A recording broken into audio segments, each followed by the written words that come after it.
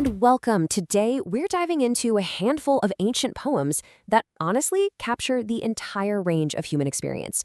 We're talking about going from the highest of highs, like cosmic awe, all the way down to the lowest of lows, absolute despair, and then finding a path back to triumphant hope.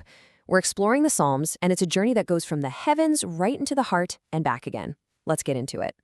Our journey starts right here, with probably one of the most famous lines ever written.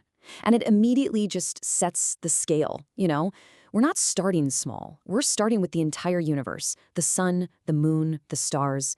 And the idea is that all of it, all of creation, is proclaiming something vast and glorious without ever saying a single word. So this idea of proclamation, of things declaring something, leads us straight to our first big theme, which is drawn from Psalm 19. The author here, David, he describes two totally different ways that God's nature is revealed to us.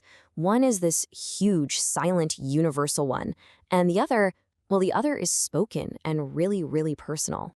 So on one hand, you have the universe. Its grandeur is just undeniable, but it's a general message, right? A silent one. But on the other hand, David puts forward Scripture, the written word, and he says it's something that surpasses even the glory of the cosmos. Why? Because it's perfect, it's direct, and it can speak personally right into our lives. It's not something you just see, it's something you understand. Now, this is where it gets really interesting. Look how specific David gets about this. He doesn't just say, oh, the word is good for you. No, he lays out 6 precise jobs that it does. It's perfect, so it restores the soul. It's sure, so it makes wise the simple. It's right, it's pure, clean, and true. It rejoices the heart, enlightens the eyes, and endures forever. It's basically a complete toolkit for your inner life. Okay, so that's a beautiful, ordered picture. But let's be real. Life isn't always like that, is it? What happens when the heavens just feel empty? When you're crying out and the only thing you hear back is silence? This is where our journey takes a really dramatic turn. We're going to move now from that cosmic praise in Psalm 19 to something completely different, the raw, personal anguish of Psalm 22. This is not a declaration of glory. This is an expression of feeling totally and utterly abandoned. It's a cry from the absolute lowest point of human despair. This is one of the most harrowing cries in all of literature. It's a question aimed straight at a silent heaven, and as the source material really highlights, these exact words are famously echoed centuries later by Jesus on the cross. It connects this ancient personal suffering to a moment of huge cosmic significance. And that connection, it gets even more specific. It's almost eerily prophetic. The psalm describes a kind of suffering where the writer feels mocked, despised, seen as a worm, not even a man. He's surrounded by enemies he calls vicious dogs. He talks about his hands and feet being pierced. And then, incredibly, he says his garments are being divided up by his enemies, who are casting lots for his clothes.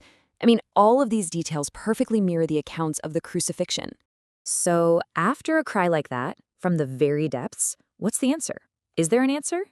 The narrative shifts again. And we find it not in some cosmic declaration, but in a profound, deeply personal presence. And this answer is built up through 2 of the most beloved psalms of all time, 23 and 27. The answer to feeling forsaken is this image of the shepherd. Now, this is not a distant god of the cosmos. This is a personal protector, a guide, a provider. And David, he was a shepherd himself, so he knew exactly what this metaphor meant. It describes a God who ensures his flock lacks absolutely nothing. The shepherd's care, it starts with this picture of complete peace and provision. Green pastures for food, quiet waters for rest. This is all about being led out of the struggle and into a place where you can just replenish. But here's the crucial point. This is not just about physical safety or getting what you need. The shepherd's primary work, it's internal. He restores my soul. That is the direct answer to the soul that cried out, "Why have you forsaken me?" It's the promise of being made whole again. And this comfort isn't just for the good times, for the peaceful moments. No, this is the heart of the whole promise. Even when you walk through the darkest valley, which is really a metaphor for death itself, there is no fear. And why? Not because the darkness goes away. It's because you are with me. The shepherd is walking through it right there with you. Psalm 27 just builds on this idea of fearlessness with another powerful metaphor. If the shepherd provides a presence in the dark, well, the light dispels the darkness completely. This is a declaration of absolute confidence. When God is your light in your salvation, what is there really to be afraid of? Fear loses its power. So, we've journeyed from this huge cosmic glory down into the depths of personal despair, and then back up through this intimate personal comfort. And now we're at the climax of our story, the ultimate triumph. The final image isn't the quiet shepherd, it's a victorious, conquering king. This is a command just filled with power and anticipation.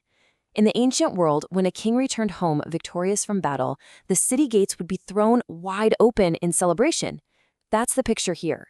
This is a declaration that the final battle has been won and the King of Glory is making his triumphant entry. And so, this ancient journey leaves us with a very modern question.